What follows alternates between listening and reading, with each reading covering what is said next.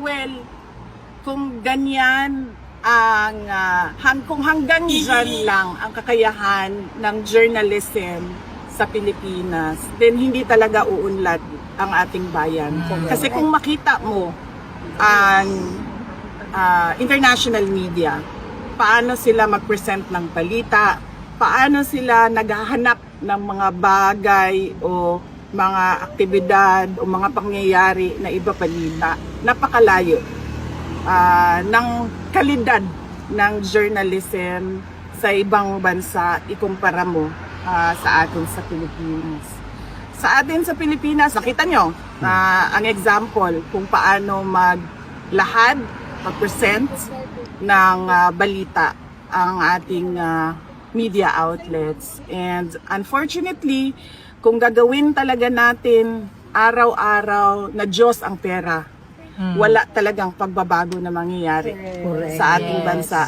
Sa journalism man, sa mainstream media man, o sa iba't ibang aspeto ng ating bayan. Buti na lang, meron na tayong social media ngayon. Yes. Kung saan nakikita natin kung ano talaga yung katotohanan na nakita ng tao at lumabas sa bibig ng tao. Yes. Nakakalungkot na marami sa ating mga Pilipino ang ginawang Diyos ang pera.